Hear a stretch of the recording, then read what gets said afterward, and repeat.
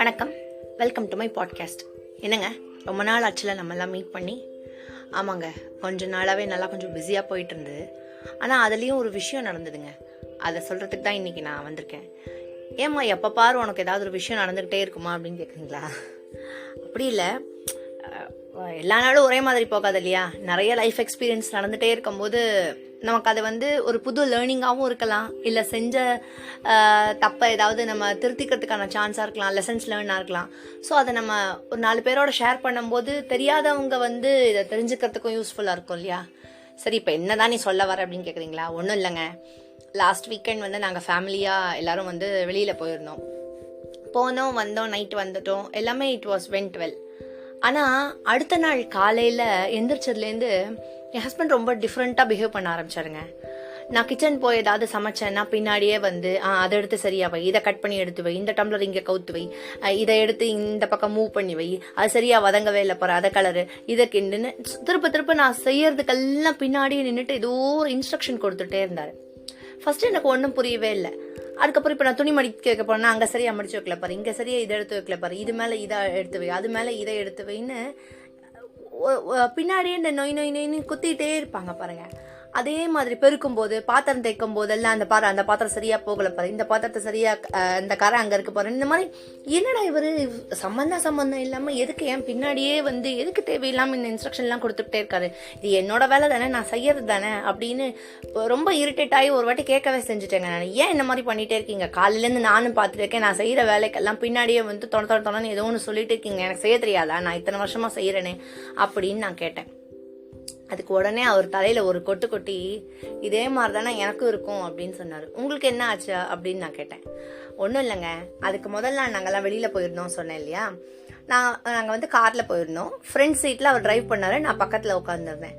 இது என்ன ஆச்சுன்னா, நாங்கள் போயிட்டே இருக்கும்போது நான் அவருக்கு இன்ஸ்ட்ரக்ஷன் கொடுத்துட்டு இருந்தேன். ஏன் ஸ்பீடா போறீங்க, ஏன் இப்படி பக்கத்துல லெஃப்ட்ல அந்த வண்டி வருது இல்ல, பார்த்து போங்க, கொஞ்சம் ஸ்லோவா போங்க, முன்னாடி வரவன் இண்டிகேட்டர் போட்டான் பாருங்க, அதை பார்த்து டர்ன் பண்ணுங்க, ஏன் இப்போ 4th கியர்ல போய் அவ்வளோ ஸ்பீடா போறீங்க, ஏன் 3rd கியர்ல போய், இந்த மாதிரி நான் தொண ஏதோ சொல்லிட்டே இருந்திருக்கேன்.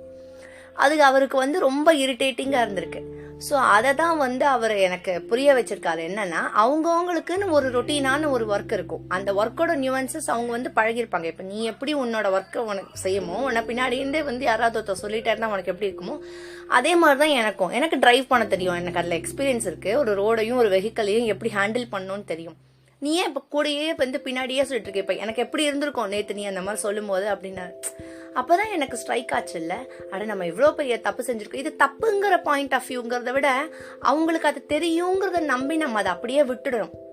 நம்ம ஆக்சுவலாக ஒரு அக்கறையோடையும் ஒரு கேர்ஃபுல்லாக டிரைவ் பண்ணணுங்கிற ஒரு கேரோட தான் சொல்கிறோம்.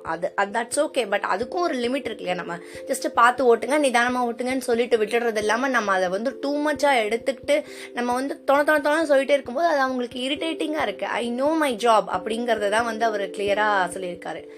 இது எனக்கு கொஞ்சம் லேட்டாக புரிஞ்சாலும் ஐ அண்டர்ஸ்டுட் தட். ஸோ இனிமே என்னன்னா, அவங்கவுங்களுக்கு அவங்கவுங்க வேலைங்கிறது விட்டுணும். இது நாட் ஒன்லி ஃபார் டிரைவிங். இப்போ நம்ம குழந்தைங்களுக்கு ஏதாவது ஒரு ஒர்க்கு சொல்லி கொடுத்துட்டோம் அப்படின்னா, நம்ம அதை தூரத்துலேருந்து ஜஸ்ட் மானிட்டர் பண்ணால் போதுமே தவிர, அதை எடுத்து வச்சியா, இப்படி எடுத்து வச்சியா, அப்படி எடுத்துக்கலாம், பின்னாடியே இன்ஸ்ட்ரக்ஷன் கொடுத்துட்டே இருந்தேன்னா அவங்களுக்கு என்ன புரியும்னா, நீ என்ன செய்ய சொல்லிட்டு நீயே பின்னாடி இருந்து சொல்லிட்டே இருந்தா என்ன அர்த்தம் அப்படிங்கிற மாதிரி தான் அவங்களுக்கும் இருக்கும் இல்லையா.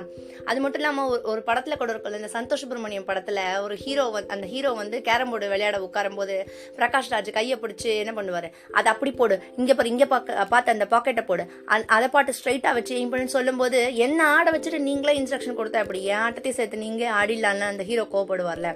எனக்கு அது கரெக்டா அதாங்க ஞாபகம் வந்தது.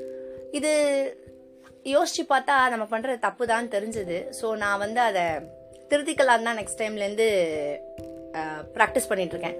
உங்களுக்கு எப்படிங்க, நீங்களும் இதே மாதிரி தான் செய்வீங்களா? உங்களுக்கு இந்த மாதிரி யாரையாவது செய்கிறவங்கள தெரியுமா? தொண ஒரு வேலையை சொல்லிட்டு பின்னாடியே செஞ்சுக்கிட்டே இருக்கவங்கள உங்களுக்கு தெரியுமா? தெரிஞ்சால் நீங்களும் எனக்கு சொல்லுங்கள். உங்களை சீக்கிரமே இன்னொரு பாட்காஸ்ட்டில் மீட் பண்ணுறேன். உங்களுக்கு பிடிச்சிருந்தா என்னோட பாட்காஸ்ட்டை ஃப்ரெண்ட்ஸ் அண்ட் ஃபேமிலியோட ஷேர் பண்ணுங்கள். தேங்க்யூ, பாய்.